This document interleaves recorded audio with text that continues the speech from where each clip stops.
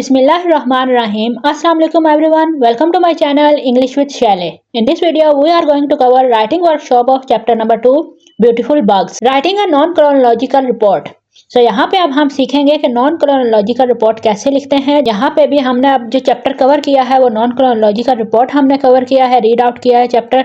अब हम सीखेंगे कि ये रिपोर्ट कैसे लिखते हैं। मॉडल राइटिंग, यहाँ पे हमें एक मॉडल प्रोवाइड किया गया है। First read out this model. Ants, चूंटियां। So there is glossary on the side of the page. Let's read out this first. The first word is species. इसका मतलब होता है नस्लें, नस्ल। किसी भी चीज की जो नस्ल होती है आगे से उसको हम क्या कहते हैं, species. One type of animal और प्लांट, एक किस्म के एनिमल या फिर एक ही तरह के प्लांट जो है उनको हम क्या कहते हैं, स्पीशीज। नेक्स्ट वर्ड है प्रोटेक्ट। प्रोटेक्ट का मतलब होता है हिफाजत करना, कीप सेफ, किसी भी चीज को सेफ रखना।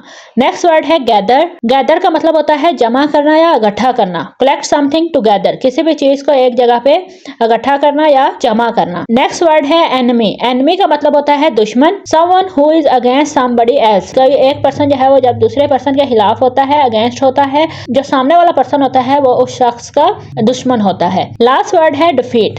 डिफीट का मतलब होता है शिकस्त देना। विन अगेंस्ट समबडी, किसी के अगेंस्ट आप जब जीत जाते हो तो सामने वाले को आपने शिकस्त दे दी है। Now start the reading. Ants, चूंटियां। How many ants are there in the world, पूरी दुनिया में कितनी चूंटियां हैं। लॉट्स, बहुत सारी। आंट्स कॉलोनीज, आंट्स की जो कॉलोनीज होती हैं, कॉलोनीज का मतलब होता है ग्रुप। आंट्स के जो ग्रुप्स होते हैं can have millions of ant, हर ग्रुप में, हर कॉलोनी में बहुत मिलियंस से भी ज्यादा चूंटियां होती हैं। And there are more than 12,000 species, और चूंटियों की 12,000 से भी ज्यादा नस्लें होती हैं। What kind of ant live in a colony, किस किस्म की चूंटियां कॉलोनी में रहती हैं। There are 3 kinds of ant in a colony, colony के अंदर 3 किस्म की चूंटियां होती हैं। You may have heard of the queen, आपने शायद क्वीन के बारे में, मलका चूंटी के बारे में सुना होगा। There are also female soldier and male, colony के अंदर मेल और फीमेल सोल्जर मतलब सिपाही चूंटियां भी होती हैं। Only the queen and males have wings, सिर्फ क्वीन और जो मेल चूंटियां होती हैं उनके पास पर होते हैं। विंग्स का मतलब होता है पर। While reading, how is the queen different from the other बीज, सो क्वीन आंट दूसरी बीज से डिफरेंट कैसे होती है। The queen ant is different from other bees because queen ant do not make honey and their nest are usually underground. So जो ants होती हैं उनका जो नेस्ट होता है वो अंडरग्राउंड होता है। जो क्वीन आंट होती है वो बीज से डिफरेंट क्यों होती है, क्योंकि बीज जो है वो हनी बनाती होती हैं और ये हनी नहीं बना सकती। What is the role of each kind of ant? हर किस्म के आंट का क्या रोल होता है। The queen is the only ant that can lay eggs. Queen एक ऐसी आंट होती है जो कि सिर्फ अंडे दे सकती होती है। The job of the male ant is to mate with future queen ants. Male ants की सिर्फ ये जॉब होती है कि वो future queen ants के साथ मेट करें। However, ताहम after mating के बाद the male ant die. Male ant जो होते हैं वो मर जाते हैं।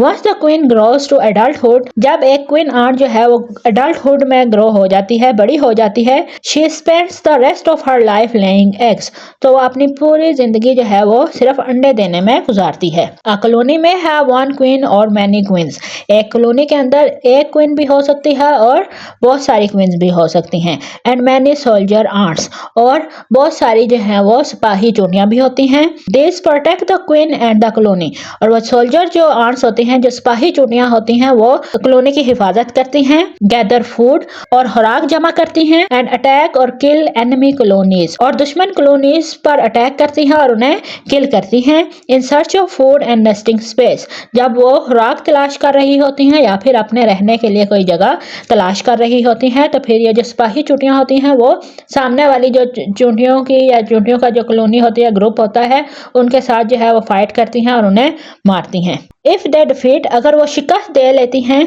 एंड अदर आंट कॉलोनी, सामने वाली या किसी जो दूसरी आंट का जो ग्रुप है उस कॉलोनी को जो है वो शिकस्त दे देती हैं, they take away their eggs, उस कॉलोनी के जो एग्स होते हैं वो भी ले लेती हैं। Now move to the next page, guide writing. अब यहाँ पे हमें गाइड प्रोवाइड की गई है कि आप नॉन क्रोनोलॉजिकल रिपोर्ट कैसे लिख सकते हैं। So let's look at it. Look at the text. Bugs and ants work with a partner, आपने जो है वो बग्स और आंट के जो है वो टेक्स्ट को देखना और फिर उसको आइडेंटिफाई करना है कि वो वाकई इस गाइड के मुताबिक लिखे गए हैं। Make a list of all the common feature of a non chronological report, आपने नॉन क्रोनोलॉजिकल रिपोर्ट के तमाम फीचर जो है उनका लिस्ट बनानी है। Look at the box below, नीचे दिए गए बॉक्स को देखें। Did you find all the features listed hair, क्या आप इन दोनों नॉन क्रोनोलॉजिकल रिपोर्ट्स में ये सारे फीचर्स लिस्ट आउट कर सकते हैं। So now read the features of this report.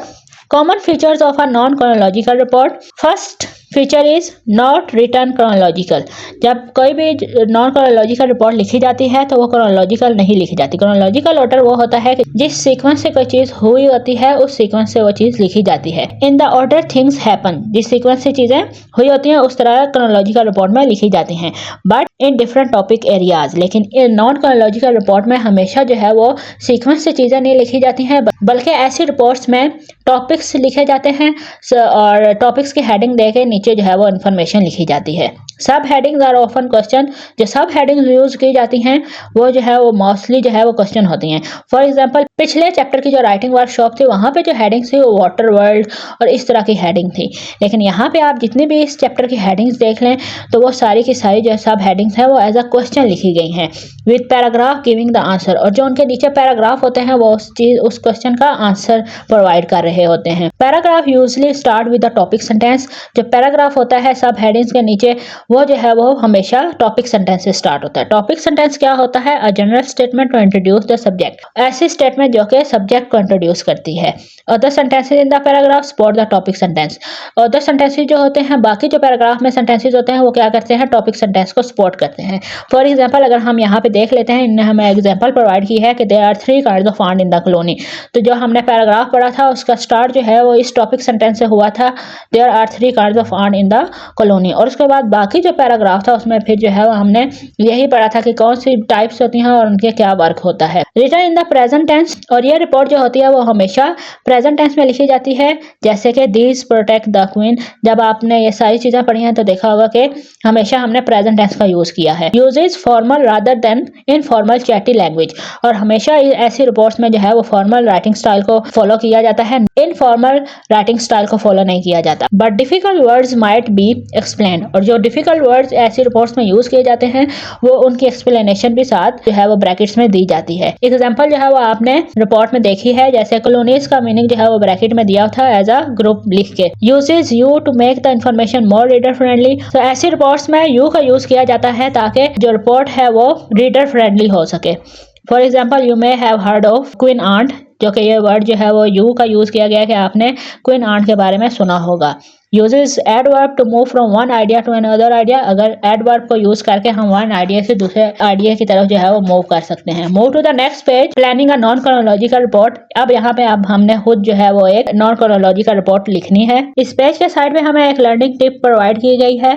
So let's read out this learning tip. You could start your writing by making a KWWL grid. यहाँ पे हमें एक ग्रिड प्रोवाइड की गई है कि इस ग्रिड के जरिए जो है वो आप कोई भी रिपोर्ट लिख सकते हैं। जैसे कि हमें जो है टीचर्स कहते हैं जब भी आपने कोई भी ऐसे लिखना हो तो आप पहले जो है वो आउटलाइन क्रिएट कर ले। तो जब आप आउटलाइन क्रिएट कर लेंगे तो आप एक अच्छा सा ऐसे लिख लेंगे। इसी तरह जब आपने रिपोर्ट लिखनी होगी तो तब आप ये ग्रिड, इस ग्रिड का यूज करके एक अच्छी रिपोर्ट लिख सकते हैं। This records what you know about subject. सबसे पहले आपने देखना है कि आपको जो सब्जेक्ट है उसके बारे में आपको कितना नॉलेज है वो नोट डाउन कर लेना है। What you would like to find out. फिर आपने ये सोचना है कि आपने फाइंड आउट क्या करना है उस चीज के बारे में और क्या फाइंड आउट करना है। फिर आपने क्वेश्चंस लिखने हैं कि ये चीज हमने फाइंड आउट करनी है। Then where you will search for the information. फिर आपने जो क्वेश्चन आपने अपने लिखे होंगे जिनके बारे में आपने जो है वो इन्फॉर्मेशन हासिल करनी होगी वो क्वेश्चन जो है वो आपने सर्च आउट करनी है, इंटरनेट से, बुक से जो है वो सर्च आउट करनी है। And then what you learn. और फिर आप ये देखेंगे कि आपने सीखा क्या है। इस तरह आपकी जो है वो एक रिपोर्ट तैयार हो जाएगी। सबसे पहले आपने अपना एक आइडिया लिखना है कि जिस चीज़ के बारे में आप लिख रहे हैं उसके बारे में आपको नॉलेज कितना है उसको नोट डाउन करना है। उसके बाद आप उस चीज़ के बारे में क्या जानना चाहते हैं उसके लिए आपने क्वेश्चन लिखना है। फिर उन क्वेश्चन को सर्च आउट करके और उसके बारे में जो है वो सर्च आउट करके उनके आंसर लिखने हैं। और उसके बाद फिर लास्ट में आप ये देखेंगे कि आपने क्या सीखा है इससे और क्या लर्न आउट किया है। Now move to the next page, planning a non-chronological report. अब यहाँ पे हमने जो है वो खुद प्लान करनी है एक नॉन क्रोनोलॉजिकल रिपोर्ट और फिर उसके ऊपर जो है वो लिखना स्टार्ट करना है। Making a notes, decide which subheadings you are giving to. सबसे पहले आपने नोट्स बनाने हैं। Decide which subheadings you are going to have for each paragraph. सबसे पहले आपने ये डिसाइड करना है कि आपने हर पैराग्राफ के लिए जो है वो कौन सी सब हेडिंग का यूज़ करना है। यहाँ पे एग्जाम्पल के तौर पर इन्होंने हमें प्रोवाइड की है what do ant eat what do worker ant do, are there any fantastic facts about ants. So ये हमारे पास जो है वो सब हेडिंग्स आ गई। अब आपने सब हेडिंग्स देख ली कि हमेशा जो है नॉन क्रोनोलॉजिकल रिपोर्ट में जो सब हेडिंग्स होती हैं वो एज अ क्वेश्चन फॉर्म में होती हैं। इसी तरह जो है वो सब हेडिंग जो है वो हम यहाँ पे हमें प्रोवाइड कर दी गई हैं। Next right the topic sentences. फिर आपने सब हेडिंग्स के लिए जो है वो टॉपिक सेंटेंसेस लिखने हैं फॉर ईच पैराग्राफ। पैराग्राफ्स को स्टार्ट करने से पहले टॉपिक सेंटेंस के साथ स्टार्ट करना होता है। This is the main sentence that you will go on to develop. अब यहाँ पे आपको जो है वो टॉपिक सेंटेंस जो है वो प्रोवाइड किया गया है। फिर आपने जो है वो बाकी पूरा paragraph according to the topic sentence आपने लिखना है। So let's start writing. What do ants eat. यहाँ पे जो हमें टॉपिक सेंटेंस दिया गया है वो ये है कि आंट्स ईट प्रैक्टिकली एनीथिंग। सो अब यहाँ से आगे हम खुद लिखना स्टार्ट करते हैं। Here is the paragraph for this heading. Ants eat practically anything, including plants, seeds, and even other insects. Ants are omnivores, animals that eat both plants and animals, and eat a wide variety of food. They especially like sugar and sweets, protein and fats, living and dead insects, fungus and water. So इस paragraph में हमने जो है वो ये बता दिया है कि आंट्स को क्या चीज़ खाना पसंद है। Now move to the next paragraph. Next paragraph के लिए जो हमें सब हेडिंग दी है वो ये है what do worker ant do. और इसके लिए जो हमें सेंटेंस दिया है टॉपिक सेंटेंस उसी से स्टार्ट करते हैं। Worker ant are very busy taking on various task like gathering food, protecting the colony. In the nest they care for the queen and maintain the nest and defend it from threats. Outside the nest, they search for food, establish trails and expand the colony's territory. So इस paragraph में हमने ये discuss कर लिया कि worker aunt का क्या काम होता है। तो उनका जो है वो सर्चिंग फूड होता है और अपनी कॉलोनी की हिफाजत करना, ये इनका काम होता है। Now move to the next paragraph. Are there any fantastic facts about ants. क्या आंट्स के बारे में आपको कोई फैंटास्टिक फैक्ट्स पता हैं?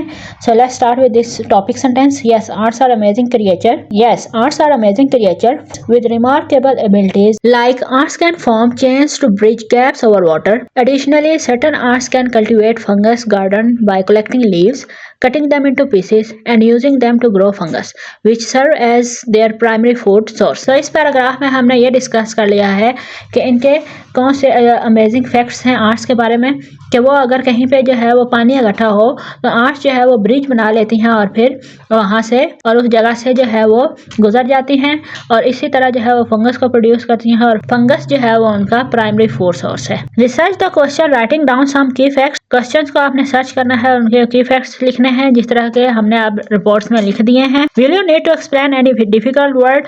जो हमने डिफिकल्ट वर्ड जो है यूज किया है इस रिपोर्ट में उसका मीनिंग भी हमने ब्रैकेट्स में लिख दिया है। You could do this by putting an explanation in brackets और इंक्लूडिंग अ लेबल, ड्राइंग और डायग्राम। और आप अपनी रिपोर्ट में डायग्राम और लेबलिंग भी कर सकते हैं। सो यहाँ पे हमारी चैप्टर 2 की राइटिंग वर्कशॉप जो है वो कंप्लीट होती है और हमारा चैप्टर 2 भी कंप्लीट होता है। नेक्स्ट वीडियो में चैप्टर 3 को कवर करेंगे। तब तक के लिए अगर आपको ये वीडियो अच्छी लगी हो तो इसे लाइक, शेयर और सब्सक्राइब करना मत भूलिएगा। अल्लाह हाफिज।